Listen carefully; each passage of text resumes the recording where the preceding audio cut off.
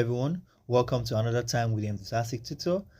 In the previous unit, we discussed about the sources of information, the types of information, and we were able to discover that we have the primary source of information, we have the secondary source of information, and we have the tertiary source of information, and which end the unit 1. Now this is the unit 2, and in unit 2, we'll be discussing the literature review. Now we have the introduction, we have the ILOS, that's intended learning outcomes. Then we have the concept of literature review, literature identification, analyzing the literature, synthesizing the literature, writing the review.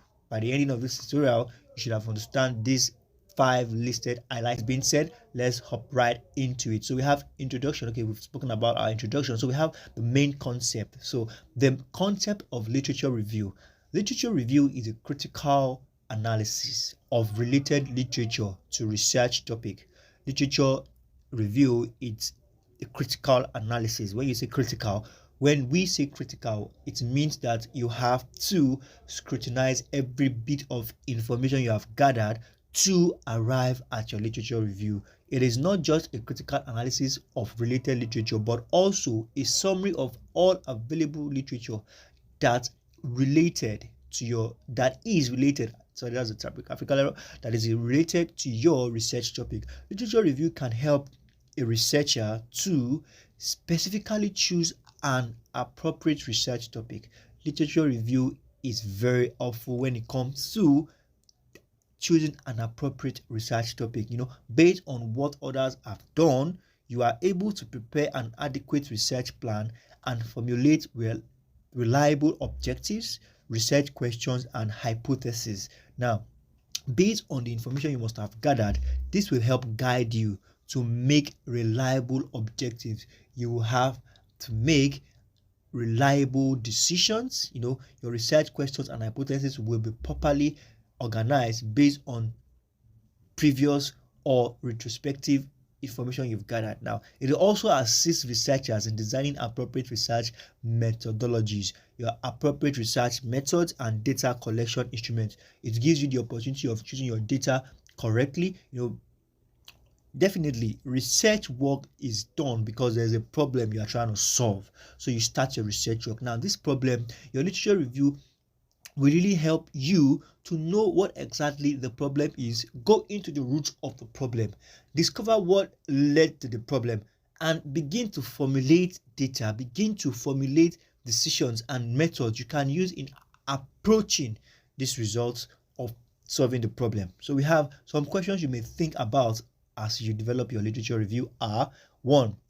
What is known about the subject? Are there any gaps in the knowledge of the subject? Have areas of further study been identified by other researchers that you may want to consider? Who are the significant research personalities in this area? Now, is there consensus about the topic? Now, what aspects have generated significant debate on the topic? What methods or problems were identified by others studying in the field, and how might they impact your research? What is the most productive methodology for your research based on the literature you have reviewed? What is the current status of research in this area? What sources of information or data were identified that might be of use? All these questions are very, very helpful. They will definitely help develop your literature review. Now we have that as that. So we have literature identification. The next step is to get familiarized with the resources. Probably it could be a printed resources or an electronic or primary, secondary, or tertiary resources. Now that will be relevant to your research topic. Also, you need to identify databases and also open educational resources you may need to use in the course of this research. Now let me explain that.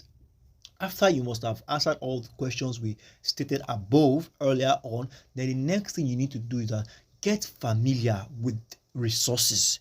Your information, your resources, is it going to be primary? Is it going to be secondary? Is it going to be tertiary? You begin to get familiar with these resources, and these resources must have been gathered during the process of you asking all those questions we said something about just moments ago. This will help you get relevant research topic. Now, also, you need to begin to identify with every answer as you are getting. When you identify with an answer, it will raise more questions. Then it will entail you to do more research to get more answers. Now, there are some scholarly research search engine that may be beneficiary to you. Now, we have the academic info, we have the National Archives.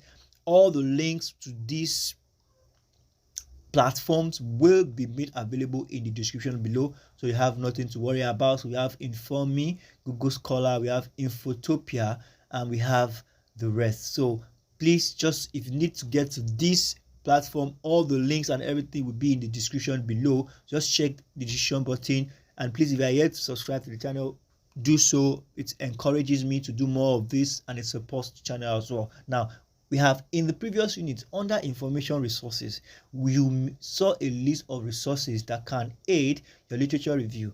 Definitely. Also, the next 2 units will be treating bases, including open access database for your literature research. Having identified a relevant database, start your research with a well-defined descriptor based on past work in this same field. Now, we have document titles and abstracts can help you find good descriptors. Now, descriptor is more of defining your problem, breaking it down into bits for better understanding. Now, you will observe that as you search through literature, you may have need to redefine your choosing topic, which originally may be too broad.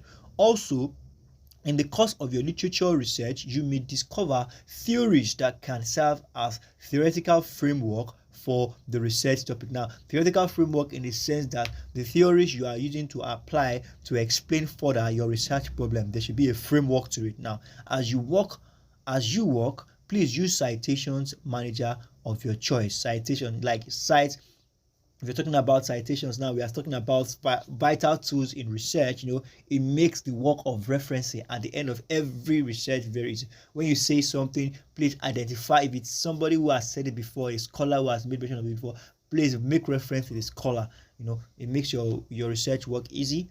Now, you don't need to wait till the end of your work before you gather your references. References are just like as I've explained earlier. References are, for example, if I said something about a matter in 1995 and this is 2022, this is 2022, and you want to make reference to what I have said in 1995, if I have quoted a phrase, then you can apply it and it's applicable to your research work. If it's applicable, then you have to cite me. You have to recognize that this statement used in this research work was said by James Ronald in the year 1992 or 1995 thereabouts. So citation manager are digital tools that can assist researchers in organizing, storing, and creating bibliographies of their research process. Citation manager allows you to import and organize citation information from article indexes and other sources. Save links to PDF and other documents. Now, this is the application used to cite to cite whichever person you are quoting. Now, we have format citations for your papers and bibliography using APA, and that's a format, writing format, and many other styles, writing styles. Include your own notes. Examples of citations manager are Bible, BibTeX, EndNote, basic EndNote. These are the applications you can use. Now, the link will be found below, and a conclusion.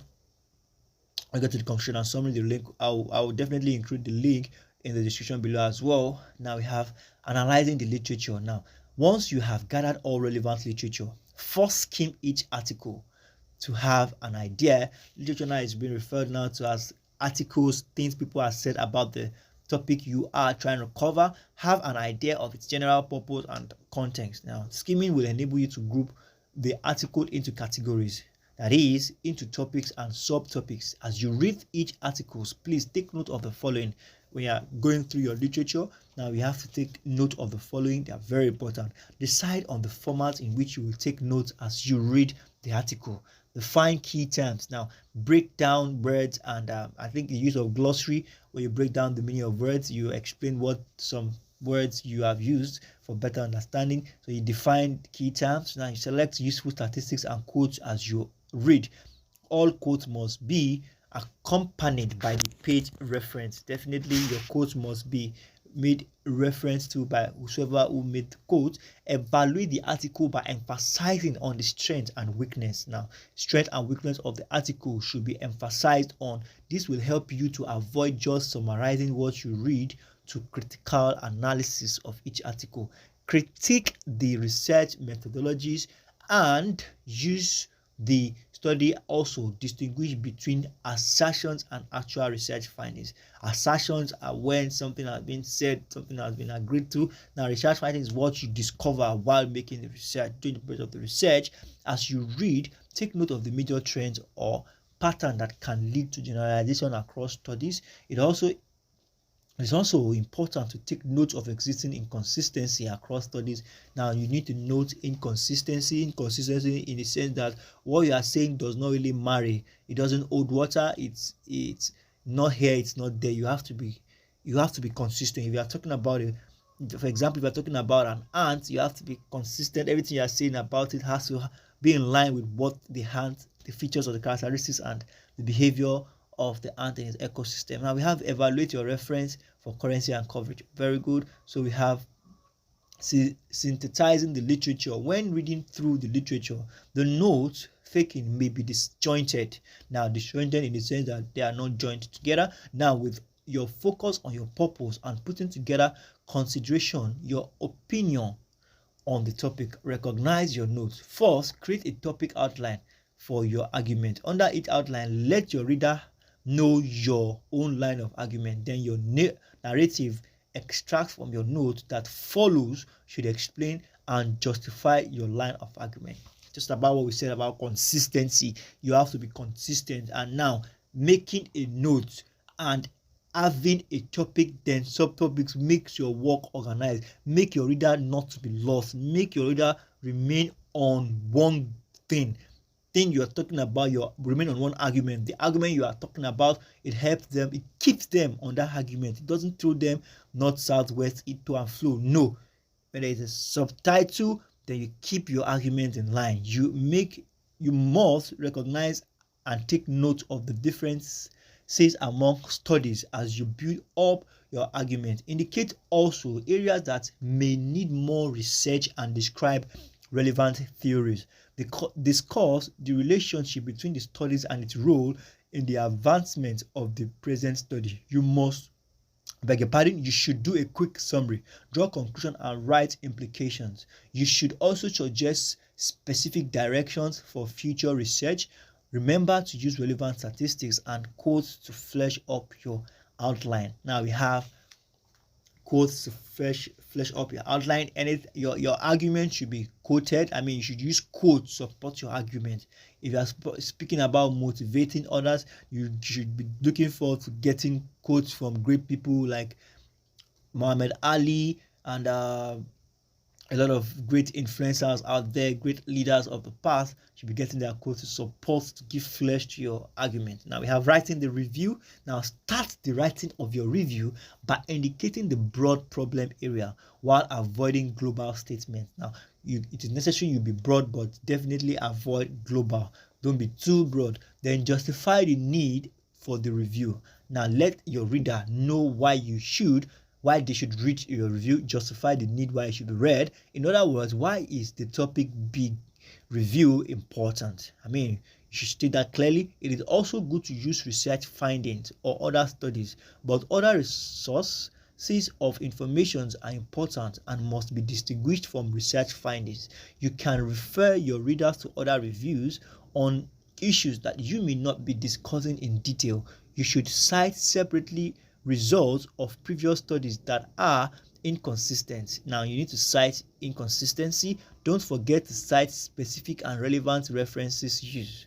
Now you need to cite your reference, everything that you have used that is not of your doing, that is made by an author or something somewhere, you have to cite them. Now, developing a coherent essay for coherency provides an overview at the beginning of a long literature review.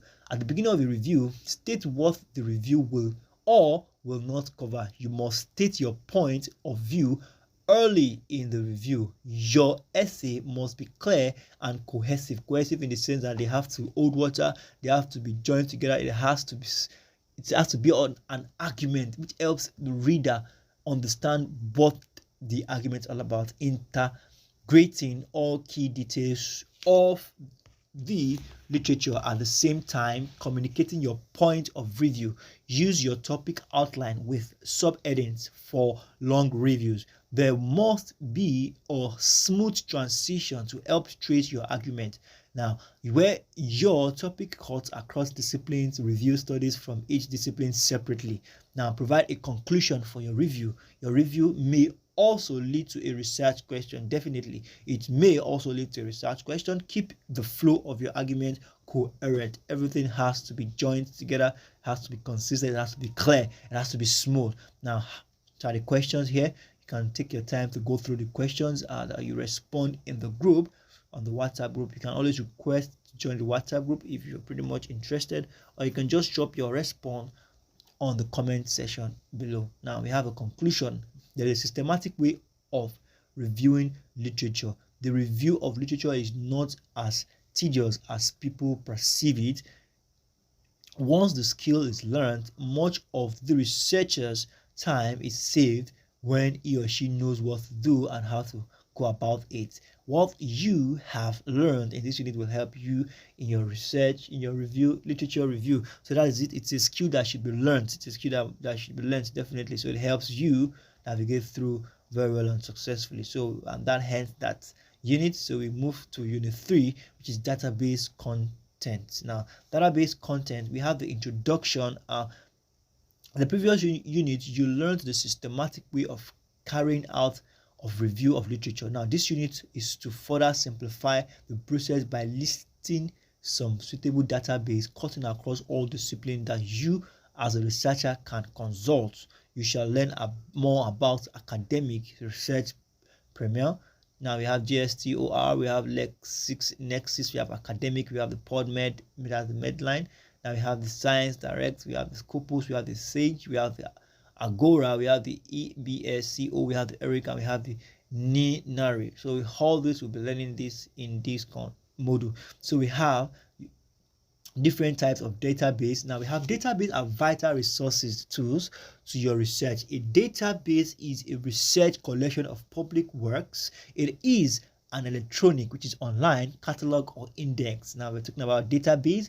The library pays for access. However, some databases are free for you to use. The database helps the researcher to find reliable information from trusted resources or from trusted sources. I beg your pardon. A database may be dedicated to a single subject or cover several subjects. Some known databases are ABI, that's /info, academic research, academic search. We have the GSTOR, we have the LexisNexis, we have them, we have the PodMed, we have the NFO, we have the Science Direct, we have the Scopus, we have the Web of Science, we have the SAG, we have the Law Pavilion, we have the Project Muse journals, we have the Agora, we have the EBSCO, we have the ERIC, we have the HINARI, we have the National Virtual Library, and we have them all there. So we have Academic Research Premier. This is a multidisciplinary database that provides full text for more than 4,600 journals, including approximately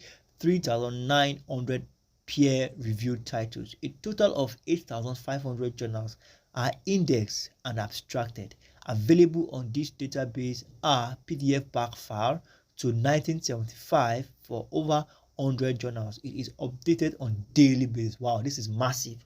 So we have the Gestor, which is a digital library founded in 1995, originally containing digitalized back issues of academic journals. Now, Gestor is more of the academic journal as against Academic Research Premier, which is more of multidisciplinary data. Now Gestor, it now include books and primary sources and current issues of journal. It provides full text research of almost 2,000 journals. As at 2013, more than 8,000 institutions in more than 160 countries had access to Gestor. Wow. Most access is by the subscription, but some older public domain content is freely available to anyone. So we have the LexisNexis Academy. Now we have the LexisNexis Academy provide mostly full text research. Now you need to be very watchful of each of these resources and database resource providers. They have their own selling points. Now we have like Academic Research Premier does more of multidisciplinary database that provide full text. Now we have Gestors that do more of academic journals. So we have LexisNexis that do more of full text researches. So approximately about 5,000 legal news, reference, and business resources. Now we have information in this database is comprehensive, authoritative new content, including current coverage and deep archives. It contains extensive legal sources of federal and state cases and statutes, including U.S. Supreme Court decisions since 1790. It also contains apparel business information on over 80 million US and international companies and more than 63 million executives. Now we have the PubMed/Medline. PubMed was developed by the National Library of Medicine, NLM, National Library of Medicine, and provides free access to Medline. PubMed, like the name sounds, database based on Medline. It has been avoided since 1966. It contains over 27 million preferences, including the Medline database. Medline contains citations from more than 5,600 scholarly journals around the world. So we have the Science Direct. Over 250,000 articles on Science Direct are open access. Now, Science Direct is more of the open access. However, Science Direct provides subscription-based access to a large database, scientific and medical research. Okay, we have that for that. 12 million reference, over 12 million reference with 3,005 academic journals and 34,000 ebooks. The journals are grouped in 4 categories, namely physical science and engineering, life science, health science, and social sciences and humanities. Abstracts are freely available, but access to full text requires subscription or pay-per-view purchase. Okay, we have the Scopus.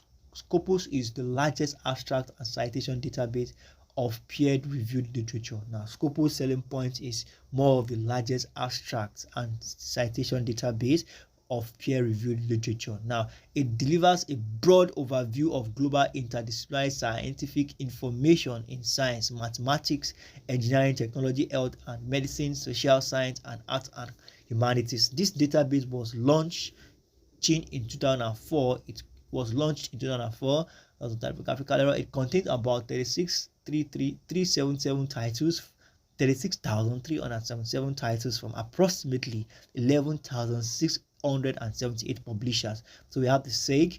Now, SEG journals are open access. Okay, the selling point of SEG, open access. It supports both gold open access publication and green open access archiving. Gold access journals provide worldwide barrier-free access to the full text of articles online. Most SIG pure gold open access journals are supported by the payment of an article processing large APC by the author. That's APC means the article processing charge by the author. Now we have that SIG has journals in health science, social science, humanities, material science, and engineering, life, and biomedical sciences. So we have Agora. Agora database provides access to collections in the field of food. Agora selling point is more food. Argument is food. We have agriculture, environmental science, and related social sciences. Agora, which contains about 918. I think this is the lowest so far. Maybe others might be, but so far on this tutorial, this is the lowest. Journals is designed to enhance the scholarship of thousands of students and researchers in agriculture and life sciences in development world. We have the EBSCO, EBSCO.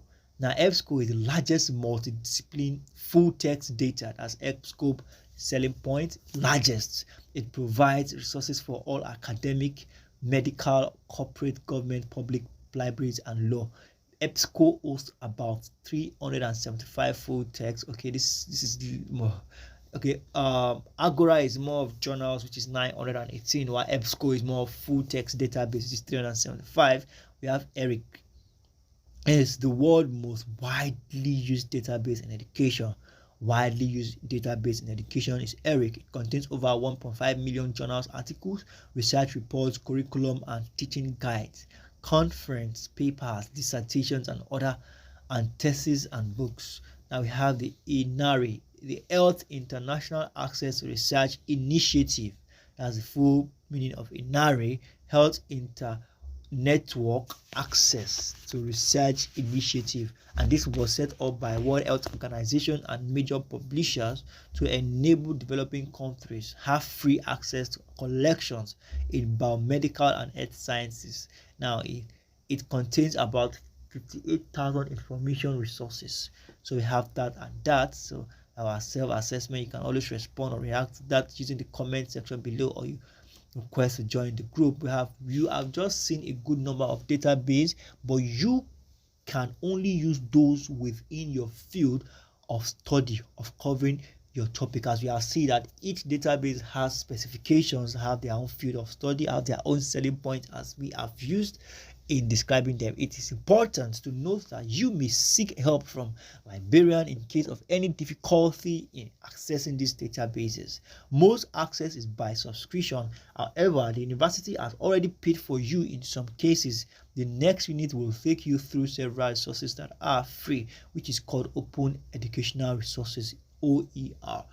Thank you very much, and at this point we'll call this a wrap, and in our next class we'll be discussing the OER, which is the Open Educational Resources, which is the Unit 4. Thank you very much. I want to say a big thank you to you guys for sticking around. I mean, to this point, if you are yet to subscribe to the channel, do well to subscribe and like and comment and share. It really encourages and support the channel.